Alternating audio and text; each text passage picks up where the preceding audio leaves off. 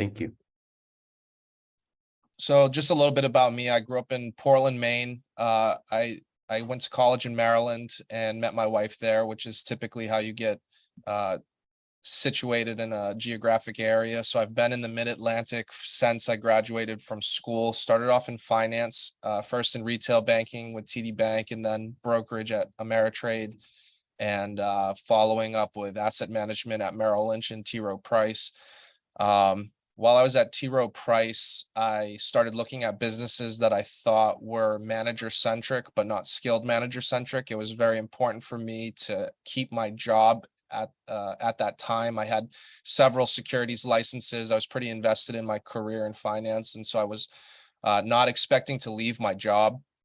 I came across a few different business models that I thought would work, and then there was a Quick Lube in Harrisburg, Pennsylvania, that it was an older couple. They decided they were kind of done, wanted to get out of the business. I was able to acquire it for little money up front with a seller finance loan, and assumed that the business was in decent shape because they were willing to accept a seller finance agreement. And turns out it wasn't doing as good as they said it was. So I was able to put my theories on the business model into play very quickly, and we turned that store around. While I was at T. Rowe Price, I would spend a lot of time reading the Yelp reviews for some of the competitors and kind of just reverse engineering what I thought were the pain points of the quick lube industry, and implement my own ideas towards how we could make it better. And that seemed to have worked in Harrisburg. So we opened a second store in Dillsburg. By that time, I had actually left T. Rowe Price to do the oil change business full time. And it was a good decision in hindsight. My in-laws didn't agree, but at the time it made my quality of life increase quite a bit, actually, by owning the business, running the business, and building the brand. And so for anyone on this call who has ever thought there's a void in your life, and maybe it's because you want to build something, there's nothing more enjoyable than building a business one customer at a time.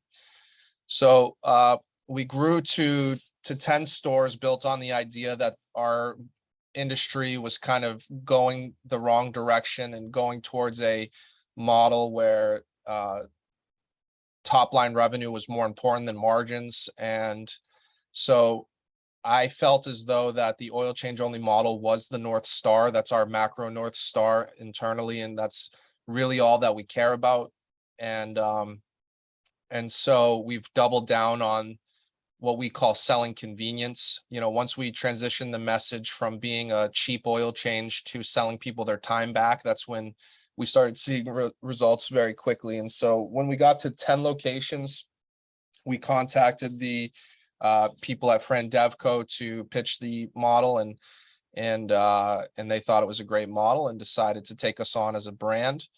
And they have experience in this space with a few people that were part of Meineke and Amco before they were national brands, Amco specifically with Driven Brands, and became a national chain. And that was appealing to us because that's what we're looking to achieve. We want to be that brand that people think of in the future, especially as electric vehicles become more prevalent in society. We want to be top of mind when it comes to fast oil changes and no appointment oil changes, especially within this full synthetic category. So we're going to be at 20 corporate stores by the end of the year. And we started franchising in April of 2021. So we've been doing this for about a year and a half almost. And we've sold a lot of territories. We think the model resonates with people because everyone has their own oil change horror story. So when we talk about what we try to do, it makes a lot of sense. And so we're going to be we have 6 franchise locations open at the moment, and we should be at 15 by the end of the year if all goes well with construction and permitting. And we're growing really quickly. And I think that if we scale and execute on what we're trying to do, we will be able to take over that top of mind brand awareness when it comes to fast oil change. So I don't need to go any further into detail on the background unless anyone wants to ask questions about that. We can go right into Q&A at this point. The Q&A is the most beneficial part of these calls for everybody. So I'll let Michael curate questions and we can go around the horn. I am going to put a hard stop at 11, Michael, so I can get back to my meeting with Justin. Okay, great. Well, should give us enough time, and we've actually got quite a few folks that have joined us today. I usually move from left to right on my screen just so everyone can get a chance to ask a question. So if you could just limit it to one question, if we can finish in time, then we'll do a round robin again. But thank you all for joining. And yes, friend Evco, myself, very excited to be working with Costa. And I think as I've had my own experience, I'm sure you have as well, as we talk through our process. And so I found it pretty easy for candidates that I work with to understand the model itself in terms of what's out there right now. And I'm sad, from my standpoint, to say the bar hasn't been that high, and it's an amazing opportunity with Costa to get an oil change in one of his facilities. So hopefully, if you are coming to the Discovery Day, those of you that I'm working with, Brian and Mark, that's coming up in a couple of weeks this month, and then next month as well, November. So Joe and Glade, I believe you're working with Chris Longmore. He unfortunately can't be on this call, although he's in right now. He's leaving for a trip. But anyway, we'll get a chance if you do come to Discovery Day and you're not in a location right now to tour a Costa facility. We will do that as part of the Discovery Day. Anyway, Mark, I see you came up first. You're on mute right now, but do you have a question for Costa? Yeah, I know that we talked about this a little bit, Michael. We talked about a lot, so forgive me if this is sort of repetitive, but I was just curious, how you guys divide up territories, and then how, and how, what do you look to just put one store in a territory? And I guess on a follow-on question to that, and I will probably get into this a little bit more on Thursday when we have the unit economics call, or whatever you want to call it, the 7 and 9 items. Is the franchise fee per location, per territory, and then how many do you put into a territory? That just sort of that whole economic model, if you will. Yeah. Okay. So we utilize a service called GeoStrategies, which is a software as a service company that is utilized by fairly large brands on optimization of retail mapping. And so when we first started franchising, Frandevco, one of the best reasons to join with a company like Frandevco is they know all the pitfalls of emerging brands. And so territory mapping was important to us. And so we have this software that we pay for that creates a living, breathing document that as the stores become open, they plant the flag and the whole territory map shifts around based on the 50,000 person 3-mile radius. In a quick lube, 85% of your customers come from within a 3-mile radius. And so we chose that 50,000 3-mile number, and thus far it's worked well. That's more of a Frandevco question, and I think Michael does a GeoStrategies call if you haven't already done one. So I'm sure he can get into that with you on a one-on-one basis. So it's just basically like one store per 50,000 population. I mean, that's what you generally. Yeah, or 3 miles, the larger of the two. So in like a sparsely populated area, the map will reach around to find 50,000 people. But if it's somewhere like a Houston where you could throw a rock and hit 50,000 people, it's going to be 3 miles. Right. Well, I come from the self-storage industry, so that's, I understand that the 3-mile model is very prevalent in that industry. It's all about that. Mark, what I'll do is on the next call, I'll just briefly go in to show you one of the maps, and it'll give you an idea of how we've divided up the markets. So I'll move that up. Yeah, it really comes down to, what you and I sort of talked about. It was scalability and how many to get to a certain, not return on the investment necessarily, but in terms of a dollar amount. If you want to get this number of net income, to pick a number 5, you need to get this many stores, and how many territories does that encompass? That's sort of my I'm thinking longer term, but obviously you got to start somewhere in the short term. So that's just. Yeah. One thing, just for everyone to hear is what's interesting about the Costa model is based on the economics of it.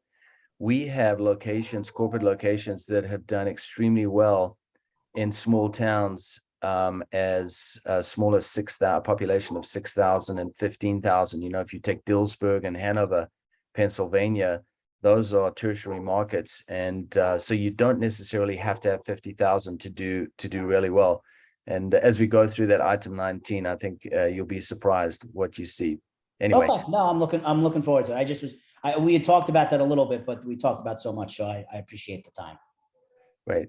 Thank you for your question. Joe, you're up next on my screen. Do you have a question? You know what? I think a lot of my questions are more about the unit and economics, which I haven't had a meeting on that yet. So yeah, I'll defer to somebody else. I don't really have anything at the moment. Okay, thank you. Thanks for joining us. Brian, good morning from the East Coast. Do you have a question? Yes, I do have a question. So how does Costa stay competitive in a bigger market when there's other oil changes places around there? Yeah, so it comes down to customer acquisition. We feel as though we provide the superior service due to the culture that we create within our stores and the employee atmosphere. We have a higher than industry average retention rate for the full-time employees. Automotive, it has traditionally been a high turnover space, especially in quick lubes, where a lot of these guys are trying to get from one step to the next, whether it's a dealership or full service shop or whatever it may be. There's not a lot of people that aspire to be a full-time oil change technician. So, once we get people in the doors, our retention rate is incredibly high at store maturity, which is about year 3 in our industry. So we do put a lot of emphasis in the beginning on customer acquisition, whether that's through discounting or marketing. To answer your question more specifically, we don't have employees that have their economics tied to unethical behavior, which has been a problem in our industry for a long time. When you have commission-based incentive to do things, when every vehicle that's rolling off the lot these days is a quality vehicle, and it's impossible that every single car that comes through your doors needs a secondary item besides the oil change, you create this atmosphere where you have to push services that are not needed. And by paying a decent wage and not having the employees look over their shoulder that they're going to be fired for not selling enough air filters, you then create the longevity that makes the service better for the customer. We train our employees on tactical ways to connect with the customer. The current model revolves around our industry went through this phase where they thought, we're going to get really technology driven and it's going to make people think we're forward thinking. And what resulted was these iPads that tell you, okay, you have this many miles, you need this, and then you go down the list in a very robotic way.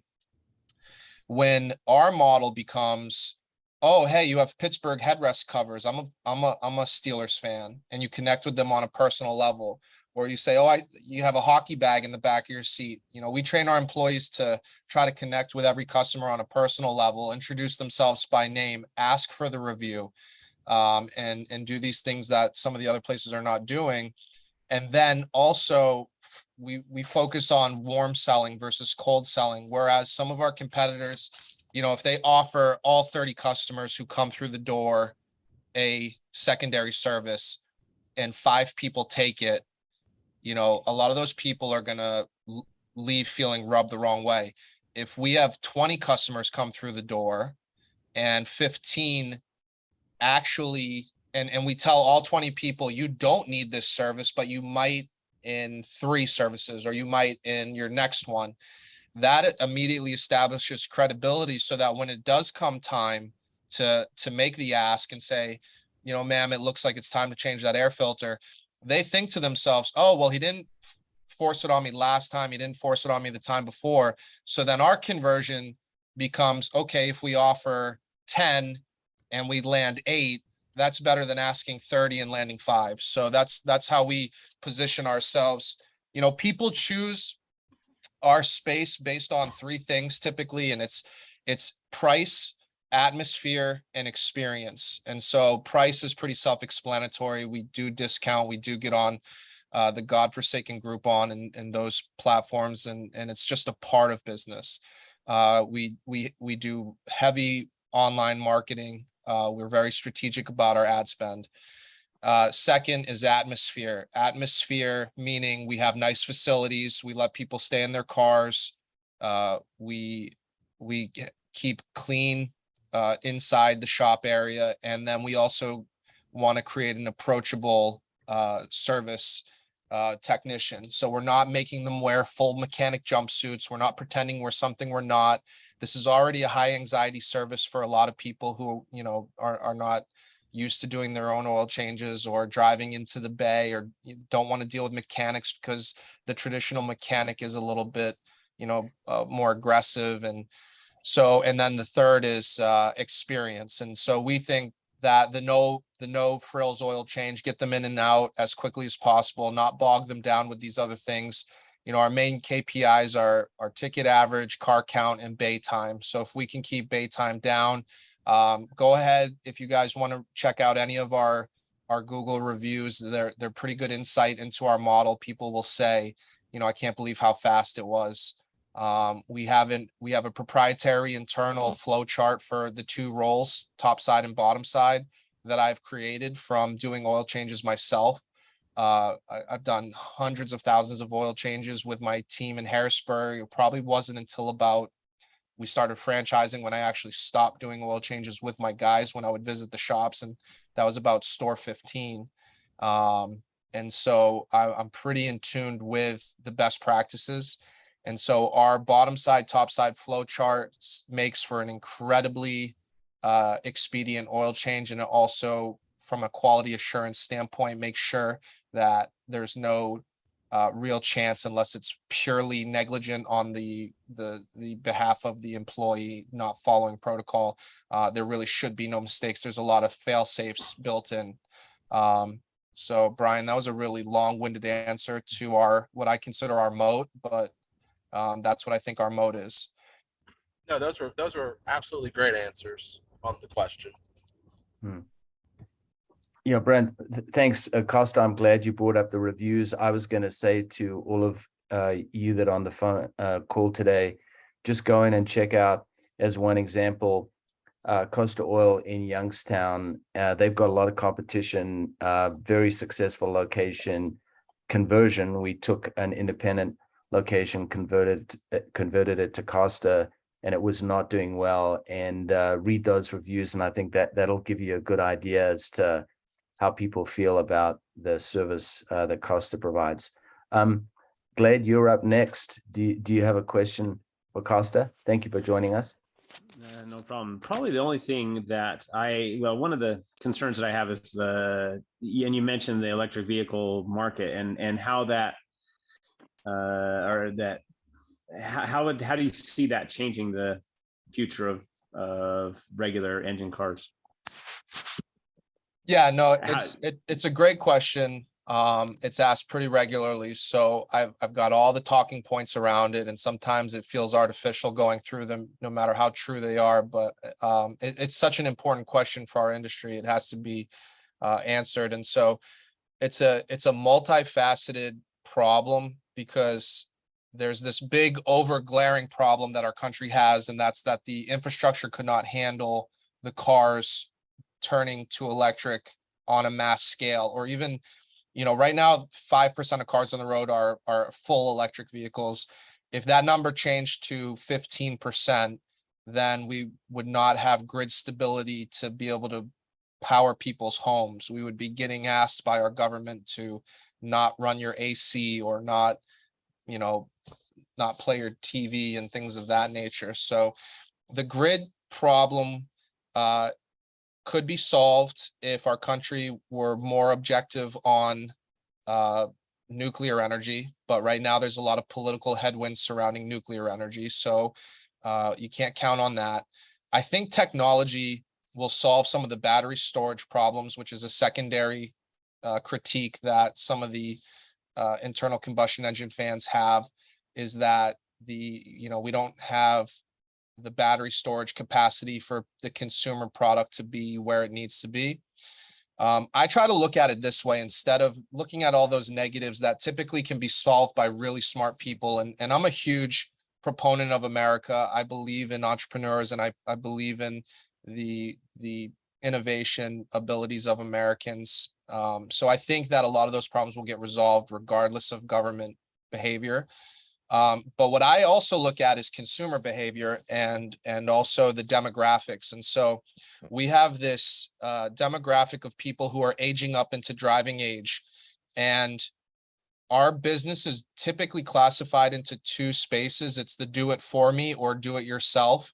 The do it yourself number is actually shrinking, because if you guys were to think of your parents or your grandparents, they were a lot more hands-on mechanically, plumbing wise, electricity. And so, where your grandfather might have been reading his owner's manual and it will explain how to change fix the timing chain, our owner's manuals for the younger generation says don't drink the battery acid. So it's this shift in demographics that actually outpaces the sale of electric vehicles that I'm more excited about. There's about 350 million registered internal combustion engines on the road. And so if half of those become electric vehicles, that's still 170 plus million vehicles to be serviced. And if we have that top of mind brand awareness, because our model is what ends up surviving, I don't think that Jiffy Lube Multi-Care is a sustainable model. I don't think that them doing all these other services is going to end well for them, because people would rather just go to Midas or Meineke or Monroe if they're going to be hit with all these other services. So if we have all these people entering the do it for me market, and that outpaces the sale of electric vehicles, our market share should actually continue to expand regardless of kind of the background noise of electric vehicles. And we can get into all the actual statistics of what needs to happen for electric vehicles to penetrate in a more meaningful way. But I'd rather talk about some of the things that we control versus what is out of our control.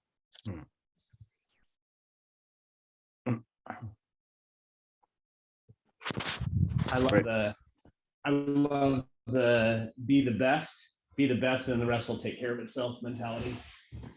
Yeah, and I've got to hop off after this comment, but one exercise that we've done at Discovery Day for the last year and a half is we start off by saying, we talk about top of mind brand awareness, and I say, when I think of fast food, what do you think of? And for the first 6 to 9 months, the answers across the board was McDonald's pretty easily.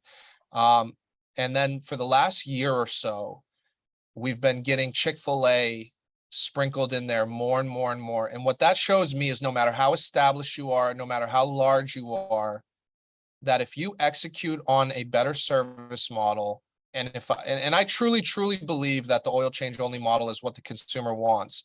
If we can be the my pleasure of oil changes, then we can also penetrate that top of mind brand awareness if we get scale. And so that's what we're going for. Great. Well, Costa, it sounds like you've got to run. Thank you for joining us. And just to mention, there are some other calls that are available on YouTube. I think you're posting them there now, Costa, and then also on the franchise portal in the Costa Oil's website.